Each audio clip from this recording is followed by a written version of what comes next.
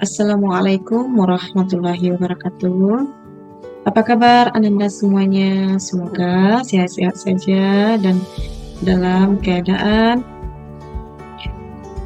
motivasi yang bagus ya. Baiklah, berjumpa lagi dengan Ibu Winda Fitriani. Kita belajar lagi materi PAI kita tentang larangan pergaulan bebas dan zina dalam Islam.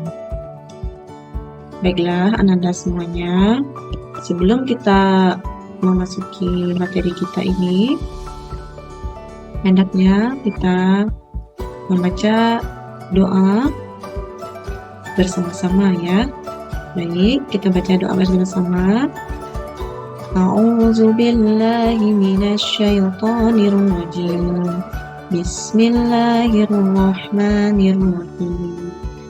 Raditu billahi rabba wa bil islam dina wa bi muhammadin nabiyya wa rasula rabbi zidni ilman warzuqni fahman. Baiklah, Ananda semuanya, semoga dengan kita membaca doa tadi, maka hendaknya nanti Allah berikan kita pemahaman dalam menuntut ilmu ini. Baiklah, Ananda semuanya, kita belajar lagi ya dengan bab 7 materi kita tentang kajian Quran Surat Al-Isra ayat 32 dan Quran Surat An-Nur ayat 2 dan hadis tentang larangan pergaulan bebas dan zina. Baik, Ananda semuanya, di sini kita lihat juga ya peta konsepnya, peta konsep dari materi kajian Quran Surat Al-Isra dan Quran Surat An-Nur dan hadis tentang larangan pergaulan bebas dan zina. Tapi pada pertemuan kali ini kita hanya terfokus kepada dalil atau ayat Al-Quran Surah Al-Isra dan An-Nur ayat 2. Dan pertemuan selanjutnya nanti kita akan bahas tentang hadisnya ya. Baik, di sini Al-Quran Surah Al-Isra ayat 32 tentang larangan pergaulan bebas dan zina. Di sini kita akan mempelajari hukum tajwid, penjelasan ayat, isi kandungan ayat, dan perilaku cermin dari ayat tersebut. Baik, Ananda semuanya, kita akan membaca Quran Surat Al-Isra ayat 32 secara bersama-sama dengan membaca basmalah. Bismillahirrahmanirrahim. Nah, kita baca-baca sama-sama ya. Wala taqrabuz zina innahu kana fahisha wa sa'as sabila. Nah, jadi setelah kita membaca Quran Surat Al-Isra ayat 32 tadi, kemudian kita akan belajar tentang hukum tajwidnya. Baik, Ananda semuanya, di sini ada berbentuk warna ya, lingkaran berwarna ini menunjukkan hukum tajwid dari bacaan tersebut. Contohnya di sini adalah wala. La itu menunjukkan mad apa? Nah, itu menunjukkan mad tabi'i. Nah, kemudian ada lagi yang berwarna hijau di sini. Nah, yang berwarna hijau di sini. Nah, wala taqrabuz zina. Nah, ini apa tajwidnya? Adalah mad jaiz munfasil. Nah, kita lanjut ke ayat berikutnya. Tadi sama, yang berwarna biru ini adalah mad tabi'i. Kemudian yang berwarna ungu muda ini fakhisyat. Nah, ini kan tanda berhenti. Nah, kita cara membacanya adalah dengan idgham bi gunnah hukum tajwidnya. Nah, kemudian contoh yang terakhir adalah lannya. Cara membacanya wasa'a sabila. Nah, kita panjangkan lan ini. Jadi dia alif lam syamsiah ya. Baik. Selanjutnya penjelasan Quran surah Al-Isra ayat 32 ini. Tafsir ringkas Lajnah Pentasih Mushaf Al-Quran Kementerian Agama Republik Indonesia. Dan janganlah kamu mendekati zina dengan melakukan perbuatan yang dapat merangsang atau menjerumuskan kepada perbuatan zina. Sesungguhnya zina itu adalah suatu perbuatan yang keji yang mendatangkan penyakit dan merusak keturunan dan suatu jalan yang buruk yang menyebabkan pelakunya disiksa dalam neraka. Nah, penjelasan ayatnya oleh Prof. Dr. Wahbah Zuhaili. Apa katanya? La taqrabuz zina, dia mengartikan maknanya jangan kalian mendekati zina, jangan juga dekati penyebab dan pendorongnya, karena melakukan penyebab sesuatu akan mendorong seseorang melakukan akibat tersebut. Di sini dijelaskan 3 sifat. Pertama fahisyah, kedua sya'a sabila, ketiga maqtan. Fahisyah itu apa? Perbuatan yang sangat keji atau sangat rendah. Sa'aba sabila itu apa? Seburuk-buruk jalan atau cara. Maka 6 itu apa? Perbuatan yang sangat dibenci. Nah, penjelasan Quran surah Al-Isra ini juga oleh Hamka Tafsir Al-Azhar. Zina adalah segala bentuk hubungan suami istri yang tidak sah secara hukum. Jangan dekati zina, maksudnya adalah larangan melakukan segala sikap dan tingkah laku yang dapat membawa pada zina. Apa contoh perilakunya mendekati zina itu? Pertama, meminum minuman yang memabukkan. Kedua, mengenakan pakaian yang menimbulkan syahwat. Ketiga, menari dan berpelukan dengan yang bukan mahram. Keempat, bepergian jauh bagi perempuan tanpa mahram. Jadi, kita hendaknya menjauhkan contoh itu dalam kehidupan kita sehari-hari. Apa isi kandungannya? Yaitu pertama, petunjuk untuk berhati-hati dan menjaga kesucian saat bergaul dengan lawan jenis. Kedua, laki-laki dan perempuan harus memelihara diri saat berinteraksi. Ketiga, larangan mendekati zina apalagi melakukannya.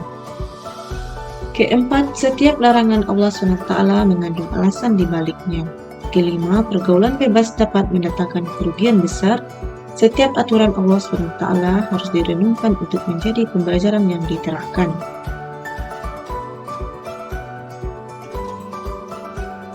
Nah, perilaku cerminannya di sini.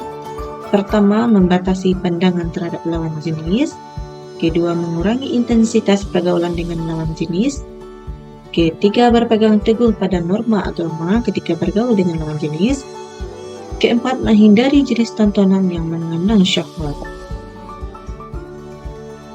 Nah, kemudian kita tambah dengan Quran Surat An-Nur ayat 2 tentang larangan pergaulan bebas dan zina. Sama halnya kita akan mempelajari tentang terjemah, hukum, dan penjelasannya. Baiklah, kembali kita membacakan Quran Surat An-Nur ayat 2 bersama-sama. A'udzu billahi minasyaitonir rajim. Bismillahirrahmanirrahim. Az-zaniyatu waz-zaniya fajlidu kulla wahidin minhuma mi'ata ja'alda wa la ta'khuzkum bihima ra'fatun fi dinillahi in kuntum tu'minuna billahi wal yawmil akhir wa yashhad 'adzabahuma ta'inatum minal mu'minin. Apa artinya di sini? Bezina perempuan dan bezina laki-laki beralah masing-masing dari keduanya satu sekali, dan janganlah rasa belas kasihan kepada keduanya mencegah kamu untuk melaksanakan agama hukum Allah jika kamu beriman kepada Allah dan hari akhir. Hendaklah pelaksanaan hukuman atas mereka disangsikan oleh sebagian orang-orang mukmin. Di sini kembali kita membahas tentang hukum tajwidnya. Di sini juga ada lingkaran-lingkaran yang menunjukkan warna-warna dari tajwid tersebut, dari hukum tajwid tersebut.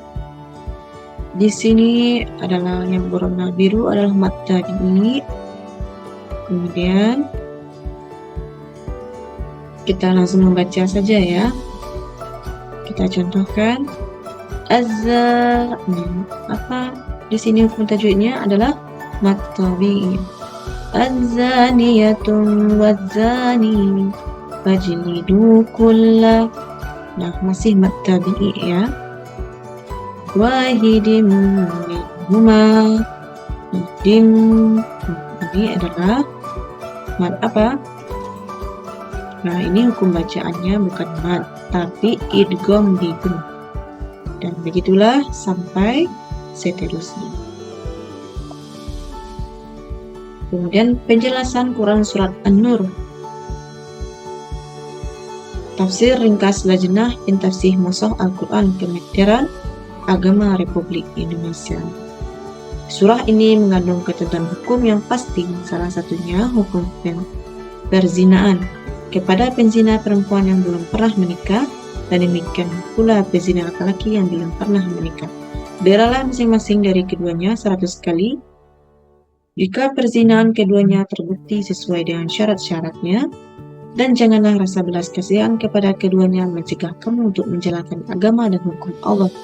Jika kamu beriman kepada Allah dan hari kemudian, salah satu konsekuensi iman adalah melaksanakan hukum Allah, dan hendaklah pelaksanaan hukum mereka disangsikan oleh sebagian orang-orang yang beriman, sedikitnya 3 atau 4 orang, agar hukuman itu menjadi pelajaran bagi pihak-pihak yang melihat dan mendengarnya.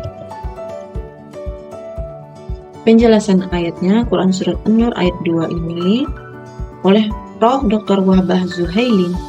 Faktanya, ayat ini berisi tentang hukum bagi pezina. Orang yang berzina baik laki-laki maupun perempuan dengan status merdeka, balik, berakal dan belum pernah menikah. Muhsan dihukum dengan cara didera sebanyak 100 kali. Macam-macam zina ini. Muhsan, zina, perbuatan zina oleh laki-laki dan perempuan yang sudah pernah menikah, itu hukumannya rajam sampai mati.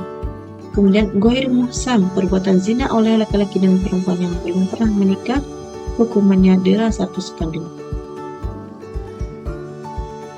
Isi kandungan Quran Surat An-Nur ayat 2 ini, penegasan hukuman bagi pelaku zina laki-laki dan perempuan, hukuman bagi pezina yang sudah menikah dan dirajam sampai mati, hukuman bagi pezina yang belum pernah menikah didera 100 kali. Jangan ada rasa kasihan dalam melaksanakan hukuman zina. Hukuman bagi penzina harus berdasarkan bukti yang kuat. Bukti perilaku zina antara lain pengakuan pelaku atau kehamilan pihak perempuan. Perilaku apa yang bisa kita cerminkan dari Quran Surat An-Nur ayat 2 ini? Pertama, kita takut mendekati perbuatan zina. Kemudian kedua, menegakkan hukum seadil-adilnya tanpa pandang bulu. Keempat, kita menyibukkan diri dengan berbagai kegiatan bermanfaat. Nah, semoga materi ini dapat menjadi bermanfaat bagi kita hendaknya. Amin ya rabbal alamin.